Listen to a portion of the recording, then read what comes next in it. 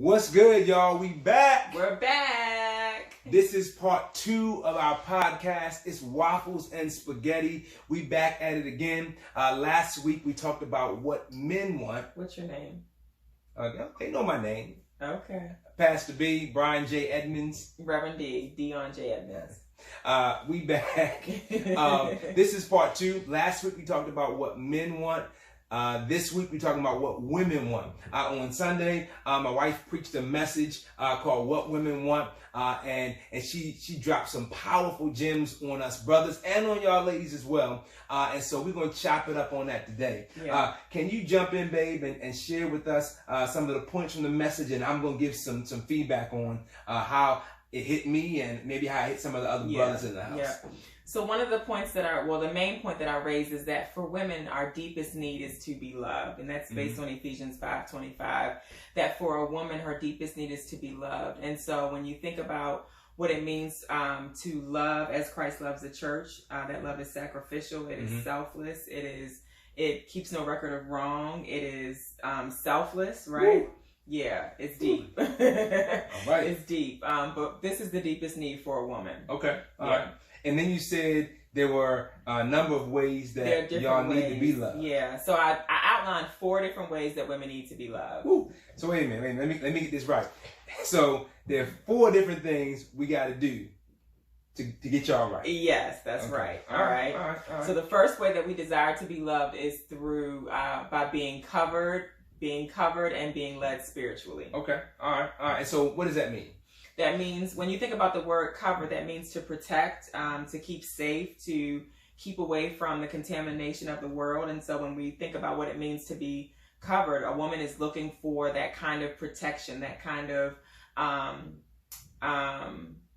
what's another word that I can use? Protection, but also security. Okay, security is a good one. Yeah, indeed. And so I think when you shared that, definitely, I was with you. It hit me hard. Yeah. I think it hit the brothers hard.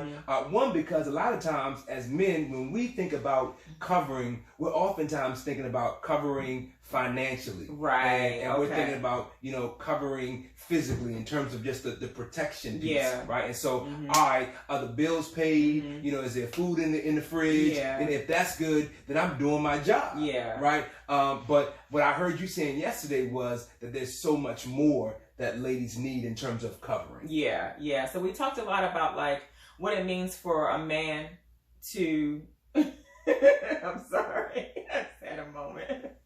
You made me laugh for a second. Okay, what it means for a man to lead his wife spiritually, what it means for him to pour into her the word of God, what it means for him to be praying for her and covering her in prayer. If she's at the end of her rope, that he's really not allowing the enemy to come in and attack her, but he's praying for her. He's pointing her to the word of God. Okay. Right? So women desire to be led spiritually in that way. Right. Yeah. And so part of the difficulty, I think, for us as men is then we have to be at a place where we can spiritually pour out of overflow and not out of emptiness. That's good. Right? Because a lot of times we can't cover you all well if we aren't allowing the Lord to cover us well. Yeah. Does that make sense? That makes a lot of sense. Yeah. And so then it goes back to our churches and what needs to happen in our churches, because if churches are so catered toward oftentimes women and churches are spaces that are full of women, then it's not a space where men are feeling comfortable going to grow and learn and connect. Yeah. And then they don't know how to be a spiritual leader. Okay. Right? And so I think that just hit me hard, because I strive and we strive to create a church and build a church where men and women are growing. You know what I mean? And I wanted to stay on this point for a little bit, because I think some of the tension sometimes is that women have this idea in mind of what it means to be covered and to be led spiritually. And they may, like I said, they may want their husbands to be praying for them. They may want their husbands to be reading the word over them, to be pointing them to the truth. But then men sometimes, and this is not all men, but some men, and I've heard this from men, they don't feel that they're able to pray in the same way that their wives pray. Right. Or that, because y'all be going in. Y'all be going in for like an hour. That is not true. I get that 10-minute prayer. whatever. No. Or they don't feel like they know the word maybe as well as their wives do. Right. So just, I want you to spend a little bit of time talking about that tension. Just how can a woman encourage her man to lead and cover her well, right?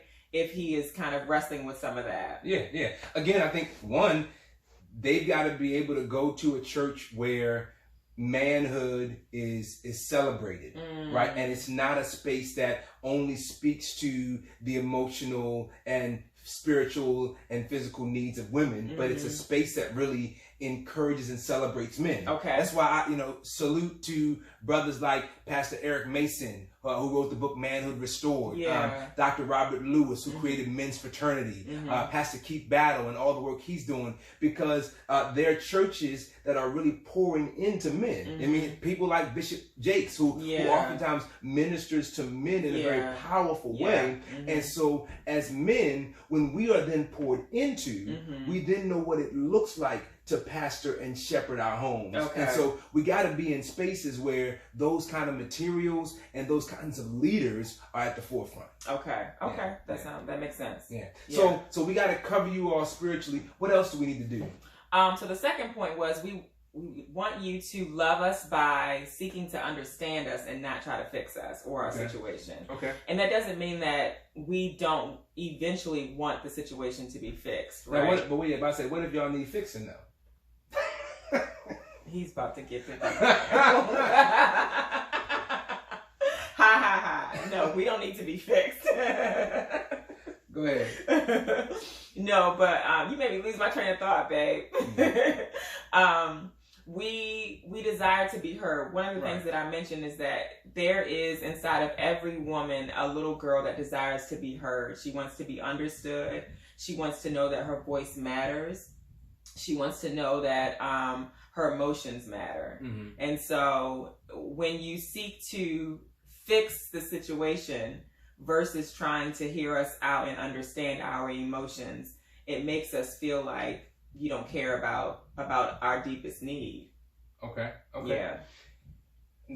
So that was important for us to hear. I think for us as men, we got to do better. We got to do better with creating that space to hear you all out, and to really, brothers, try to actively listen to what they're saying. Like, I mean, you said it yesterday on Sunday in the message. She was like, put down your phones, turn off Sports Center. And I was like, why are you gonna put me on blast?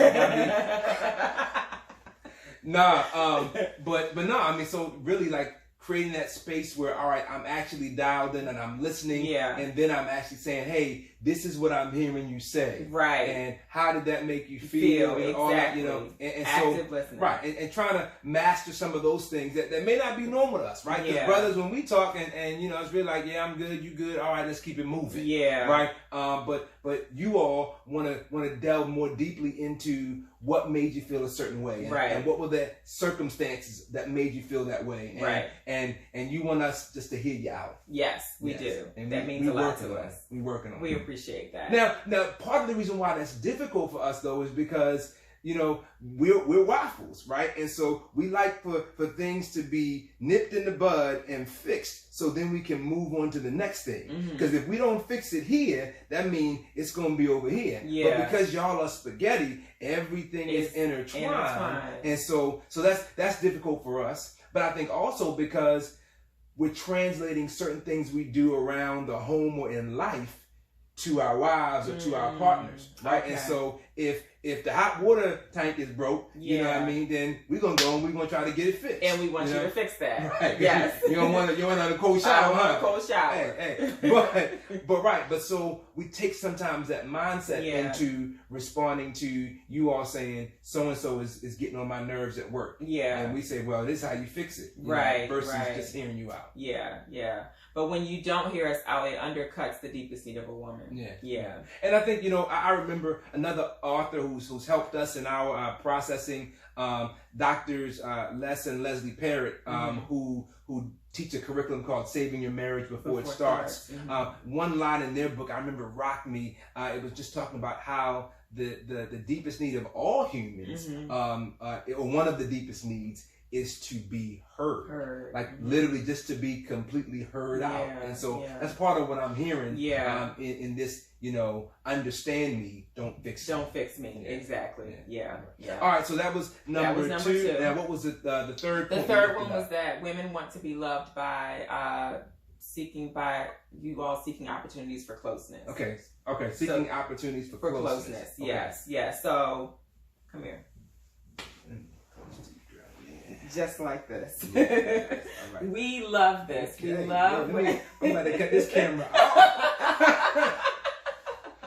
No, but seriously, I talked about how women just love to be close to you. We like to share that intimate space. That for a woman, when she first thinks about getting married, she thinks about her husband becoming her best friend. Okay. And so it's important for us then to have this space where only the two of us can connect. And it's a space where it's a sacred space where the two of us can connect, but we can also be close together, right? Right. So that means, physically being close, holding hands, like you hugging me and then not having to lead to anything sexual. What?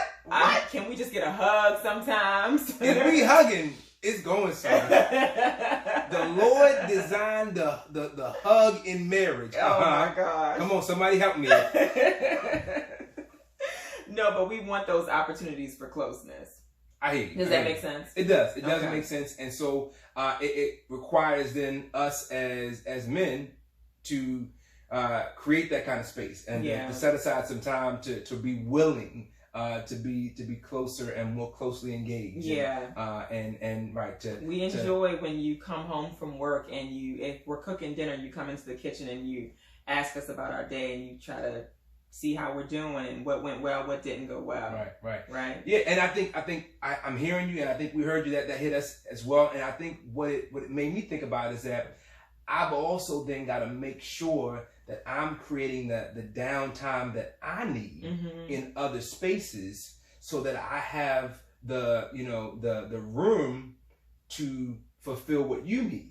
Right. And I have the capacity, because if I don't get what I need, maybe in a quiet moment or in a moment where I'm in a different space, right, then when I come into the same space with you, I may not be ready for the closeness that you desire, but I didn't do my job of getting some of the space I needed. So, a lot of times, there's some commentary from other authors that say, a lot of times, men are driving home and they're sitting outside in the car. Right, because they don't want to go inside because of what other issues they might run into, but they also just need some time to process what's happening in the day. So part of what I'm hearing you say is that it's extremely important for a man to have that time to decompress before he's able to engage with his family and his spouse in particular. Yeah, and I think again, I've got to learn, and we got to learn sometimes how to schedule those things in well in the midst of busy life. Because we're talking about marriage and relationships. We ain't even talked about the kids yet, right? And then kids, they running up on you, biting your ankles, asking, can I have a fruit snack? Can I eat some Rice Krispie treat? And so when you got all those things pulling on both of you, and you got one of you's dropping them off, and then somebody's picking them up, and then somebody's at work, and then somebody's at the store, then there is not a lot of always room for that downtime that the man might want, or that downtime that the woman might want, or that closeness that either one wants. Well, I think you bring up a good point. It actually makes me think about something that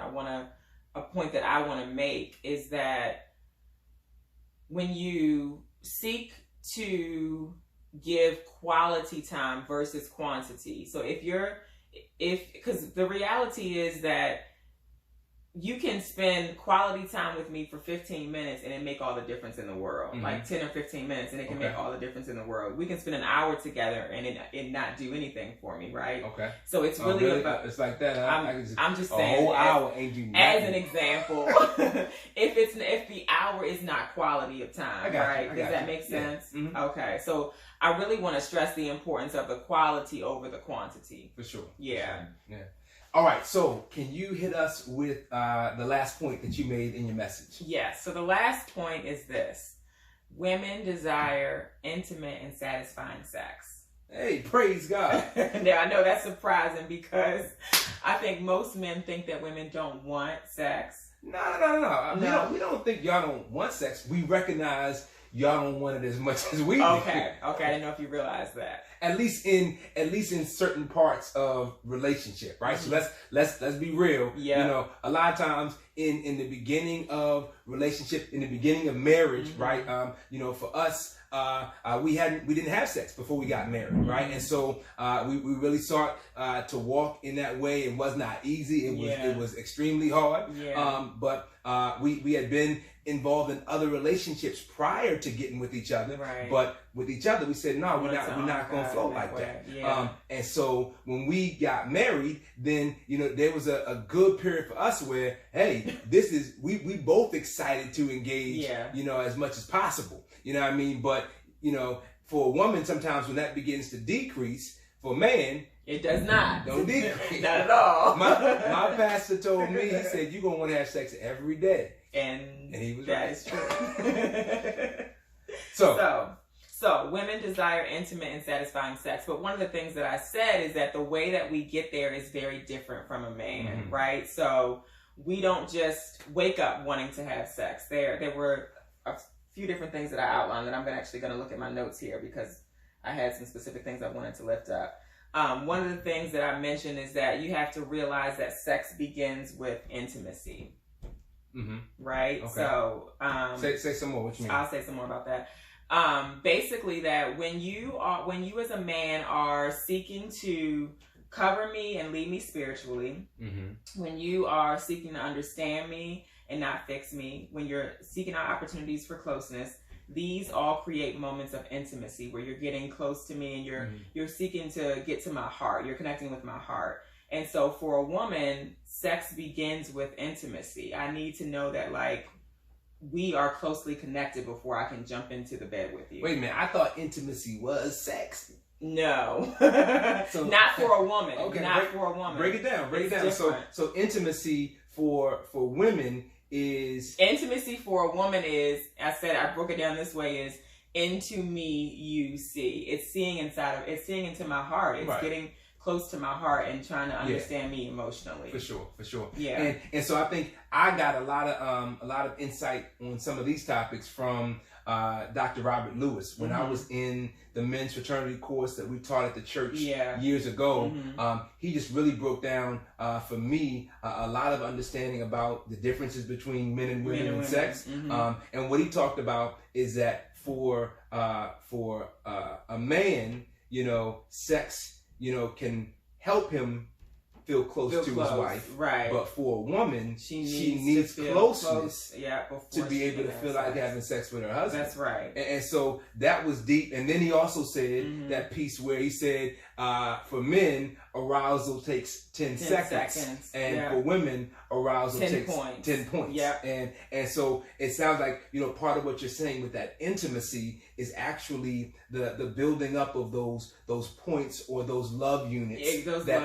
Using the love languages to fill my bucket. To make a woman, you know, desire that next level of intimacy. Right. Indeed. I also mentioned that for women, sex begins in the morning. So Okay. the moment that you wake up in the morning. Yeah, in the morning. And this is not what you think. I got to go to work, you know what I'm saying? No. Part of what I said in that point is that the way that you wake up in the morning, it matters. So if we just had an argument earlier the day before, and you wake up in the morning and you still haven't resolved the argument, 9 times out of 10, you're probably not getting none later on that day. Right? Because for a woman, the emotion behind the argument is still very raw, right? And she needs to be able to work through that before she can feel like she is intimate with you again. Right? Does that make sense? Makes sense. Brothers, say you sorry as quickly as possible. No. But work toward resolution and being on one accord. For sure. Yep. The other thing I mentioned was the importance of talking about your sexual needs and desires. So and we hit on some of that last week. And so I think those pieces got to make sure we are communicating throughout the process. Was there anything about the sex conversation, the sex point, that was surprising for you? I don't think much was surprising because again we talked about you know, a lot of the pieces, but I think the piece that is it was really powerful for a lot of men was just a reminder when you said, brothers, we got to take something off of their plates. If we really want to engage, intimately in sex with our wives, then it helps if they got something taken off of their plate throughout the day, whether that's, putting the kids down, or whether that's picking up some dinner, or whether that's, taking something off, because if I don't necessarily want the energy in the kitchen, I'd rather energy in the bedroom. And so if I want to help her reserve some of that energy, then all right, let me see how I can step in. Exactly. Yeah, for a woman, because everything is so closely connected, it's hard for us to think about having sex when we still have to think about cooking dinner, picking up the kids, giving them a bath, putting them to bed, et cetera, et cetera. Yeah. So I can do all that off the plate. I can do all that and still be thinking about having sex. Yes, hence waffle, spaghetti, man, woman. So again, babe, the message on Sunday was powerful. Ladies and brothers, I hope you get a chance to go and check out that whole message so you can grow from it. You can be challenged by it. Give us some comments or some feedback on this video, or on IG, on Facebook, wherever you follow us. Give us some feedback at Dion J. Edmonds, at Brian J. Edmonds, so we can keep putting out content that will help you all to grow in your marriages, in your dating relationships, and in your manhood and in your womanhood. We look forward to it. Again, I'm Waffles. I'm Spaghetti. And somehow we make it all work. See y'all next time. Peace.